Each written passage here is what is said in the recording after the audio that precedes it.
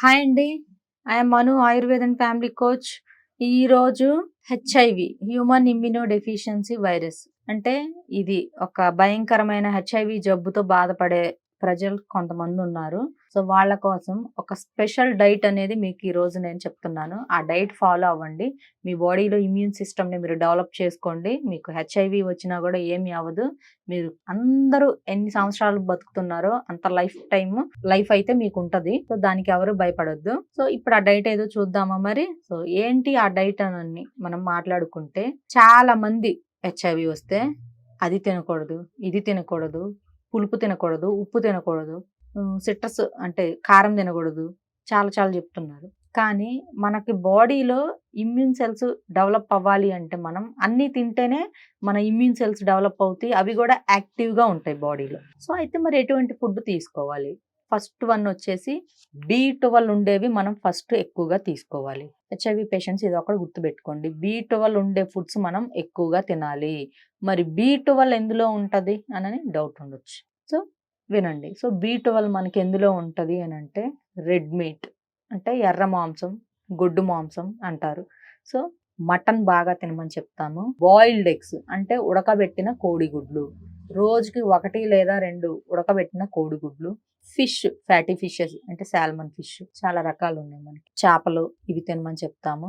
ఇవి non vegetarians కి. మరి వెజిటేరియన్స్ లో ఏంటి అని అంటే లైక్ మిల్క్ అంటే రోజుకి 500 నుంచి 750 ml పాలు తాగమని చెప్తాము. పాలు కానీ ఆ పాలతో చేసిన ఫుడ్ ఐటమ్స్ కానీ తీసుకోమని చెప్తాము.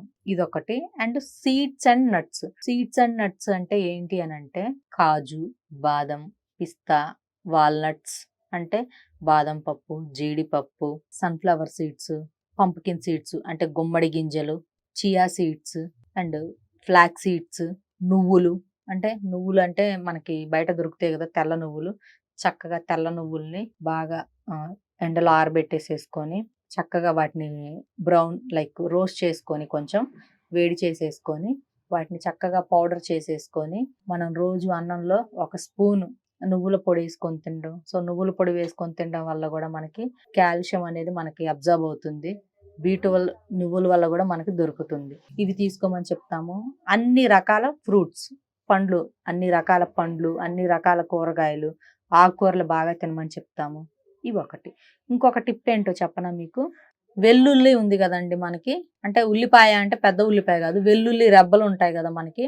సో ఆ వెల్లుల్లి కూడా మనము ఒక 4 లేదా 5 వెల్లుల్లి రెబ్బలు తీసుకొని చక్కగా దానిపైన పొట్టు తీసేసుకొని ఒక గ్లాస్ పాలల్లో ఆ వెల్లుల్లిని మనం కచ్చా పచ్చగా జస్ట్ అట్లా చితక కొట్టేసి ఒక స్టోన్తో అలా అనేసి ఇంకా వెల్లుల్లిని డైరెక్ట్గా పాలల్లో వేసి బాగా మరిగించేసి, మరిగిన తర్వాత ఒక స్పూను బెల్లం పౌడర్, సో బెల్లం పౌడర్ని వేసేసుకొని ఆ పాలని తాగేసేసి ఆ వెల్లుల్లి రెబ్బల్ని గనక నమిలేస్తే ఇది మనకి దీంట్లో చాలా మంచి యాంటీ ఆక్సిడెంట్స్ అండ్ చాలా మంచి యాంటీ ఇన్ఫ్లమేటరీ గుణాలు అనేవి మనకి ఈ పాలల్లో వెల్లుల్లిలో ఉంటాయి. అండ్ బెల్లం కూడా యాడ్ చేస్తున్నాం కాబట్టి మనకి మంచి ఐరన్ కంటెంట్ ఉంటుంది. సో ఇది రోజు ఉదయము సాయంత్రము మీరు 2 సార్లు మీకు కుదరదు అనుకుంటే కనీసం ఒక్క పూట అయినా ఒక మార్నింగ్ ఆర్ ఈవినింగ్ ఏదో ఒక టైంలో మీరు ఈ వెల్లుల్లి పాలన కనుక తీసుకున్నట్లయితే మీకు చాలా మంచి ఇమ్యూన్ సిస్టమ్ అనేది డెవలప్ అవుతుంది. బాడీలో ఉండే ఈ వైరస్ను కూడా మీరు అదుపు చేసుకునే గుణాలు చాలా వరకు ఉంటాయి. సో ఇటువంటి ఫుడ్ తీసుకోండి. చక్కగా రోజుకి 5 నుంచి 6 లీటర్లు. అదే వర్క్ ఏసీస్లో ఉండేవాళ్ళు, నీడపట్టున వర్క్ చేసుకునే వాళ్ళైతే 3 to 5 లీటర్స్ వాటరు, మిగిలిన వాళ్ళైతే 5 to 6 లీటర్స్ వాటరు తీసుకొని మంచి ఫుడ్ తిని హెల్దీగా ఉండండి. ఈ వైరస్ని అదుపు చేసుకోండి. బాడీలో ఇమ్యూన్ సిస్టమ్ని డెవలప్ చేసుకోండి. ఈ డైట్ ప్రతి ఒక్కళ్ళు ఫాలో అవ్వండి. ఈ ప్రాబ్లం ఉన్నవాళ్ళు మీకేమీ అవ్వదు. నార్మల్ పీపుల్స్ లానే మీరు బతుకుతారు.